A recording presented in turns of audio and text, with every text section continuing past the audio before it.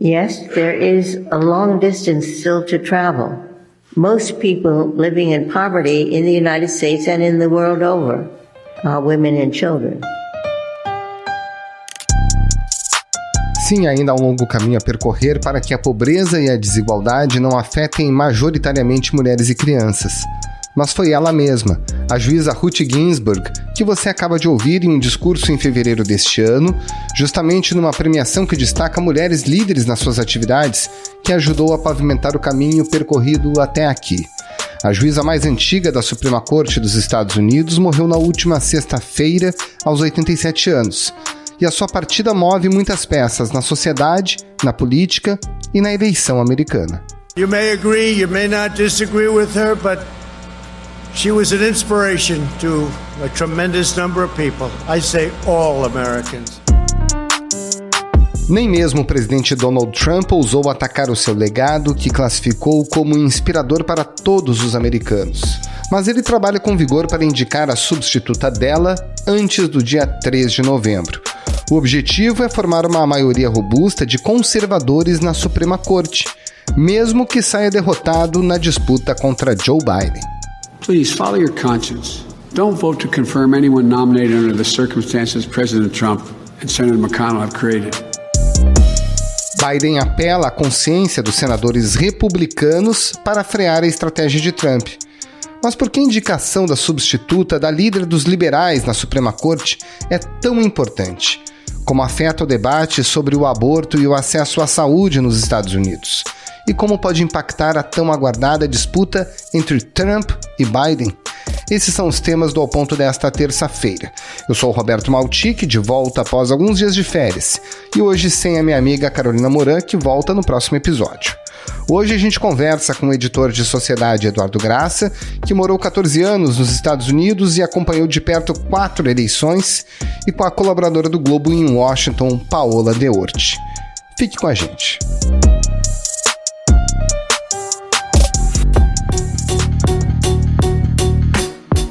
Eduardo Graça, por que a juíza Ruth Ginsburg era tão importante nos Estados Unidos e por que a morte dela representa tanto para a sociedade americana? Olha, a juíza Ginsburg é uma das 9 juízas da Suprema Corte americana, por si só já é um cargo importantíssimo, mas ela, a trajetória dela, ela se tornou uma espécie de ícone, tanto para os grupos mais liberais nos Estados Unidos, quanto para as mulheres. Ela sempre pautou muito a trajetória dela em falar do direito das mulheres. How lucky I was to be alive and a lawyer in the late 1960s and the following decade, when for the very first time in U.S. history, it became possible to urge successfully before legislatures and courts the equal citizenship stature of women and men. E um dos temas fundamentais nos Estados Unidos é o direito à decisão da mulher de fazer um aborto ou não. Ela sempre foi considerada, entre muitos outros temas, tá? Eu só estou citando um tema central, como uma peça importante numa possibilidade de se derrubar a possibilidade das mulheres terem o direito de se fazer aborto nos Estados Unidos. Como você tem um presidente agora conservador, há toda uma pressão de grupos religiosos, conservadores e de direita para que ele escolha uma juíza, mulher, como ele já disse que vai ser a próxima substituta da juíza Ginsburg. Uma juíza que pense de maneira diferente da juíza Ginsburg e que possa, de repente, agora, com a entrada dessa pessoa, que aumentaria a maioria conservadora, ficariam 6 conservadores contra 3 liberais, poderia... obviamente tudo isso aqui a gente está falando em suposições, poderia reverter uma decisão fundamental de direitos liberais e civis nos Estados Unidos, que é a possibilidade das mulheres decidirem se querem fazer aborto ou não. E além disso tem a questão também, questões que foram relacionadas aos governos democratas, o próprio Obamacare. Isso pode mudar na Suprema Corte com a escolha de um nome, caso seja aprovado pelo Senado, ligado ao presidente Donald Trump? Pode. Qualquer tipo de ação que foi promovida ou que foi pensada no governo Obama, ela passa naturalmente a ser questionada com uma Suprema Corte de maioria conservadora. No caso específico do Obamacare, que é toda uma tentativa de se levar saúde, entre aspas, pública, porque não existe saúde pública per se nos Estados Unidos, para a população, milhares de pessoas, os republicanos acham que o Obamacare força a sociedade a ter de pagar por um plano para ter saúde pública. Eles acham que é uma intervenção do Estado muito grande na vida das pessoas. E os democratas, por sua vez, transformaram a escolha da sucessora da juíza Ginsburg em uma questão política importante para as eleições agora. Eles dizem com clareza, o vice-presidente Biden, que é o candidato democrata, o ex-vice-presidente Biden, falou isso muito claramente, que a escolha agora de uma juíza conservadora significaria, sim, colocar em risco o Obamacare. Mas mais do que isso, em risco o Obamacare num momento de pandemia. Strip away their peace of mind away from more than 100 million people with pre-existing conditions. If he succeeds, more than 23 million Americans will lose their coverage overnight. Então, a crítica que os democratas já vêm fazendo durante a campanha inteira, de que a maneira como o presidente republicano, Donald Trump, candidato à reeleição, lidou com a pandemia, que segundo os democratas e segundo boa parte da ciência no mundo foi absolutamente leviana, eles dizem que essa possibilidade aumenta, porque a pandemia não terminou, porque não temos vacina, com a escolha de alguém para a Suprema Corte que vai colocar em risco o Obamacare, ou seja, tirar a única possibilidade de cobertura de saúde de 23 milhões de americanos. É muita gente. Bom, Edu, agora no Brasil que a gente começou a ter mais contato com os ministros do Supremo, especialmente em relação às ações penais, né? Mensalão, decisões sobre prisões de pessoas investigadas, políticos investigados. Nos Estados Unidos é diferente. Como é que é a relação da sociedade com os seus mais relevantes juízes? Eu acho que o Brasil está ficando mais parecido, né? A americanização da política no Brasil também passa pela americanização da relação com a Suprema Corte, mas não é ainda o que é nos Estados Unidos. É ali na Suprema Corte, nos Estados Unidos, em que se jogam os principais direitos, onde se ganham e se perdem os direitos civis. É assim tradicionalmente. Ao contrário, diferentemente da Suprema Corte brasileira, nos Estados Unidos a pessoa só sai quando morre, ou quando ela decide que não quer mais ficar. Ela não tem um prazo, uma data para se aposentar. Então, por exemplo, a morte da juíza Ginsburg pode ter sido um fato mais importante para a maioria da população americana do que, por exemplo, a própria eleição, agora em novembro, porque ali você tem decisões que interferem diretamente com seus direitos individuais. Por exemplo, a Suprema Corte que possibilitou, nos anos Obama, casos como a possibilidade de casais do mesmo sexo poderem ser considerados marido e marido, ou mulher e mulher, que muda a vida das pessoas de uma maneira intensa. A mesma coisa nos anos 70 com o chamado Roe versus Wade, que foi esse caso que a gente estava falando um pouco ali atrás sobre o direito das mulheres de terem o direito ao aborto. Então, a relação Suprema Corte com a eleição é tão forte que em 2016, quando o presidente Barack Obama teve a possibilidade de escolher um juiz para a Suprema Corte, os republicanos, que eram maioria e continuam sendo no Senado, disseram não. É um ano de eleição, só vai ser feita a escolha depois do resultado das eleições pelo novo presidente, porque a gente não sabe quem vai ser o presidente. Você vai continuar sendo um democrata, Obama já tinha um nome, que era um nome liberal, para assumir a Suprema Corte, e os republicanos, que tinham maioria, impediram o presidente de escolher essa pessoa. Olha a importância da escolha de alguém na Suprema Corte. Curiosamente, os republicanos agora, de novo, têm maioria. Um dos republicanos que, na época, foi muito vocal sobre isso, disse, não, realmente a gente não pode, o presidente que vai ser eleito é que tem que escolher, ele agora diz exatamente o oposto. E lá atrás, em 2016, o nome dele é Lindsey Graham, um senador do sul dos Estados Unidos, está concorrendo agora à reeleição. Esse ano é ano de eleição nos Estados Unidos, não só para presidente, mas para o Congresso também. Boa parte do Senado e todas as vagas na Câmara dos Representantes, que é o equivalente à Câmara de Deputados aqui. Então a gente tem que pensar que toda essa discussão está acontecendo no meio das eleições que acontecem daqui a pouco em novembro, no começo de novembro. Esse cara, Lindsey Graham, esse senador, esse político, ele disse inclusive na época, podem usar essa palavra, tudo isso que eu falei, contra mim se acontecer um caso oposto. Se for um presidente republicano, num ano de eleição, ele vai ter que escolher um ministro da Suprema Corte, tem uma eleição, e a gente vai ter que escolher essa pessoa, o presidente não vai escolher também. So if a vacancy occurs in their last year of their first term, guess what? You will use their words against them.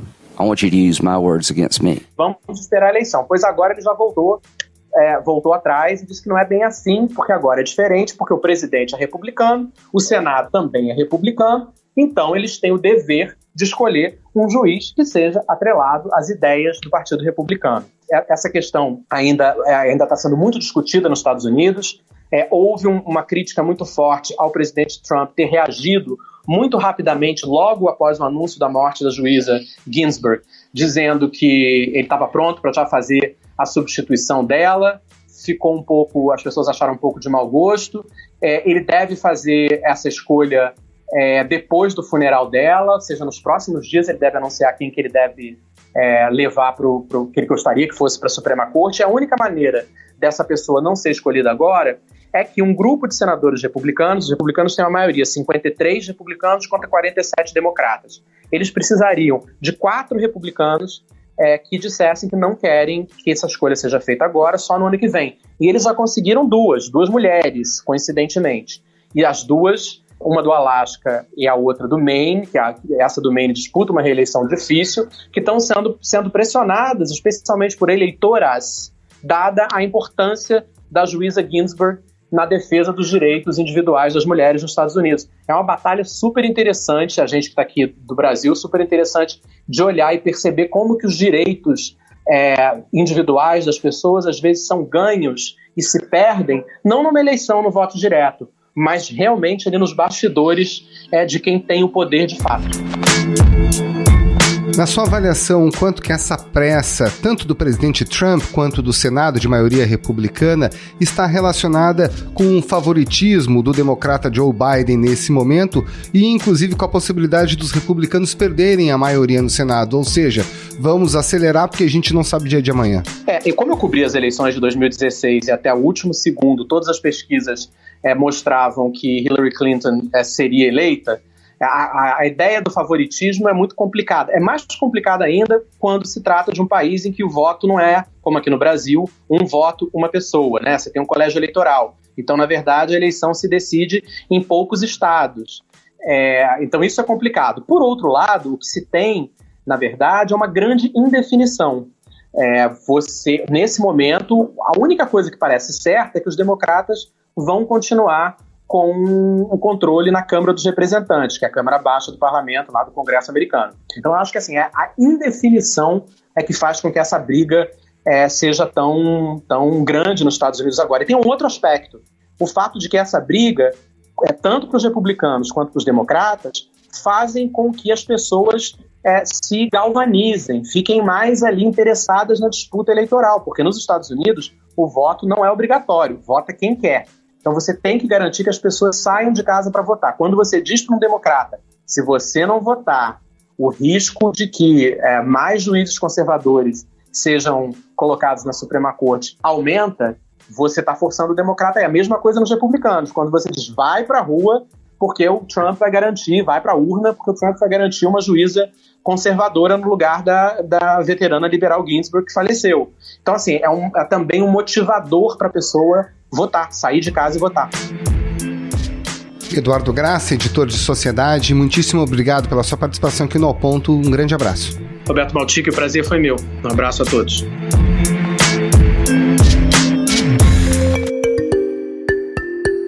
Paola De Orti, qual é a chance nesse momento do presidente Donald Trump atingir o seu objetivo, ou seja, indicar a substituta da juíza Ruth Ginsburg ainda durante o seu mandato? Olha, Roberto, a princípio o presidente Donald Trump estaria com uma vantagem, né? Ele tem a maioria no Senado, o Senado é onde essa indicação vai ser votada. Ele falou que vai enviar essa indicação e o líder da maioria no Senado, Mitch McConnell, já disse que vai colocar esse tema para votação. Ele ainda não falou se vai ser antes ou depois das eleições, mas disse que vai colocar esse tema para discussão. Já no fim de semana, o presidente Donald Trump, no sábado, tentou mobilizar aí os senadores, colocou no Twitter, tagueou eles e falou, olha, precisamos votar isso sem atraso. Mais tarde ele falou num comício na Carolina do Norte que ele pretende indicar uma mulher. It will be a woman, a very talented, very brilliant woman. Agora, o ex-vice-presidente do presidente Barack Obama, Joe Biden, ele já pediu para que os senadores sigam a consciência deles, sigam o dever constitucional deles e deixem para votar esse tema depois que um novo presidente for eleito. Porque o que acontece? A gente viu esse precedente aí de 2016, então esse precedente faz com que alguns senadores tenham se posicionado de uma determinada maneira antes e tenham que talvez rever essa posição agora, se quiserem aí seguir essa orientação do presidente Donald Trump. Só que alguns republicanos, eles estão numa situação um pouco mais vulnerável, tanto por estarem em estados democratas ou mais moderados, ou porque eles realmente estão sendo pressionados aí pelo eleitorado. Então, eles estão oferecendo uma resistência um pouco maior. Quem que são esses senadores? A gente tem, por exemplo, no Colorado, Cory Gardner, ele está tendo uma campanha um pouco mais difícil, sendo que em 2016 ele tinha falado que ele era contra votar alguma coisa tão perto das eleições. Tem duas senadoras que já se posicionaram, são as senadoras Susan Collins, do Maine, e a senadora Lisa Murkowski, do Alasca. Elas já disseram que elas são contra votar qualquer coisa antes das eleições. Tem dois nomes que a gente está esperando para saber ainda entre os senadores, que é o do senador Mitt Romney, do Utah. O senador Mitt Romney é um senador que ele já enfrentou o presidente Donald Trump algumas vezes, ele é o único senador que votou a favor do impeachment do presidente, então ele realmente é um nome que a gente precisa esperar para ver o que ele vai dizer, mas ele não se posicionou ainda. E tem ainda mais uma questão que é a seguinte, McConnell não falou ainda se ele quer colocar esse tema para votação antes ou depois das eleições. Se ele colocar para depois das eleições, ele pode ter uma questão que é o seguinte, no Arizona, a cadeira do Arizona no Senado está em disputa e pode ser que o atual republicano perca e ganhe um democrata. Só que só no Arizona, essa cadeira seria já ocupada logo depois das eleições, não teria que esperar até o ano que vem. E aí essa pessoa já votaria de acordo com a orientação dos democratas. Então, o McConnell perde esse voto. Então, é uma coisa que está apertado ali, né? O Trump, em teoria, tem essa vantagem, porque ele tem a maioria no Senado, mas não é uma briga fácil. No final de semana já começou essa especulação aí sobre quem seriam esses indicados e quando que o presidente vai fazer essa indicação. A expectativa é que seja até o final de semana, porque, na verdade, aí os bastidores, aí, a apuração dos bastidores já mostra que ele quer fazer essa indicação antes do debate. O debate vai ser na semana que vem. Agora, dentro desse debate sobre a vaga na Suprema Corte, aparece o tema do aborto e ele acaba ganhando destaque no período eleitoral. O quanto que ele mexe com o eleitorado americano? A questão do aborto é, com certeza, uma das principais temas que mexem com o eleitorado, né? Aqui, o eleitorado conservador americano. Então, sem dúvida, é um tema que, para o presidente, para o Trump, é bom que esses temas voltem sendo temas fortes na campanha, porque até agora a gente tinha falado sobre o que muito na campanha? Tinha falado sobre economia, tinha falado sobre a pandemia do coronavírus. Com cerca de 1/4 das infecções em todo o mundo, o país é o mais afetado pela pandemia. Aí, de maio para cá, começou a surgir esse tema mais intenso da desigualdade racial, e depois também um pouco de lei e ordem, e para ele, na verdade, é uma coisa positiva que temas mais tradicionalmente conservadores apareçam de novo na pauta, como o tema do aborto, né? Inclusive, o aborto é um dos temas que aparece aí, que está relacionado com essa preocupação maior da base conservadora, da base republicana com a Suprema Corte. Tradicionalmente, os republicanos eram mais preocupados com a Suprema Corte do que os democratas, porque eles entendiam que ali era onde eles poderiam ter alguma maneira de tratar desses temas que são mais caros para esse grupo. E justamente porque eles se interessaram muito por isso, e o presidente Donald Trump, não só na Suprema Corte, como na Justiça, também fez várias indicações de juízes mais conservadores, os democratas recentemente começaram a se importar mais com esse tema também das indicações, mas a Suprema Corte não era um tema tão importante para eles. Agora, saiu uma pesquisa que foi feita já depois da morte da juíza Ginsburg, que perguntou se a população acha que essa vaga deveria ser preenchida por quem ganhar as eleições ou não. E 62% dos americanos responderam que acham que sim, que essa vaga tem que ser preenchida por quem ganhar as eleições. 23% é que acham que não e o resto não respondeu. Mas isso quer dizer que existem aí uma parcela aí da população que é eleitora republicana também, que acredita que essa vaga deveria ser preenchida por quem ganhasse as eleições em novembro.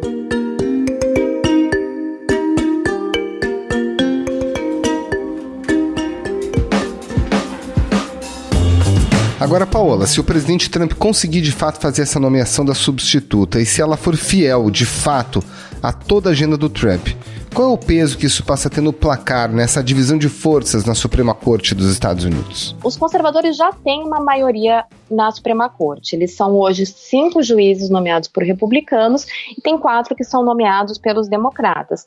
Só que esses juízes, eles não têm uma orientação de votação que sempre vai ter um resultado favorável para as pautas conservadoras. Já aconteceu, por exemplo, do juiz John Roberts votar a favor de algumas pautas consideradas um pouco mais progressistas. Então, o que eles gostariam é de garantir uma super maioria. Eles já têm essa maioria, mas com a adição de mais um juiz conservador, eles teriam, então, essa super maioria que daria uma garantia ainda mais para que as decisões aí, durante um bom tempo aqui nos Estados Unidos, tendessem a cair mais a favor das pautas conservadoras. Nas ruas, as feministas protestavam. Nos tribunais, RBG, como era conhecida, ia tomando decisões que mudavam o mundo. Acabou virando ícone do feminismo. Ruth Bader Ginsburg. Filmes, livros, bonecas, até fantasias de Halloween fizeram dela a juíza mais popular da Suprema Corte. Agora, Paola, para a gente encerrar, como é que Washington, a capital dos Estados Unidos, reagiu à morte da Ruth Ginsburg, né? Um verdadeiro ícone da luta por direitos iguais? A importância dela realmente é muito significativa. Na verdade, mesmo antes da morte dela, a figura dela para as pessoas que circulam, principalmente aqui por Washington, é uma figura muito presente. Então, por exemplo, aqui, mesmo pelo meu bairro ou pelo centro de Washington, onde você andar, você às vezes via uma placa escrito assim, a juíza Ruth Ginsburg, ela mora a tantos quilômetros daqui, então use máscara, porque se você não estiver preocupado em proteger você ou a sua família, você vai proteger a juíza Ginsburg. Ela é uma figura muito, muito presente realmente aqui em Washington. A imagem dela mesmo, né, a estética dela é uma coisa que a gente via até na arte. Ela realmente foi um momento muito forte na sexta-feira, quando a morte dela foi anunciada.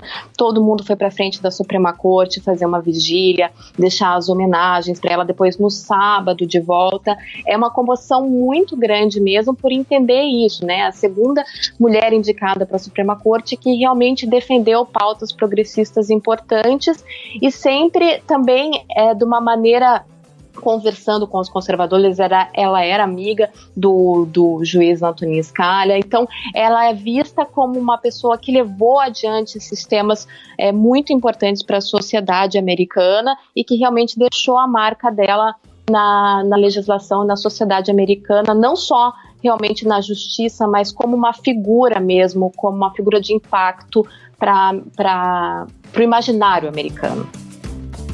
Paola Deorte, colaboradora do Globo em Washington, muito obrigado pela sua participação aqui no Ao Ponto e uma ótima semana. Obrigada, Roberto. Uma ótima semana para você também.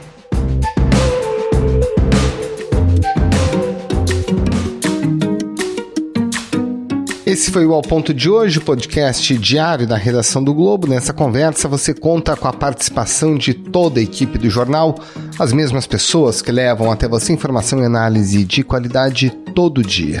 Quer saber mais? Assine o Globo, acesse assineglobo.com.br e confira todas as notícias e reportagens especiais.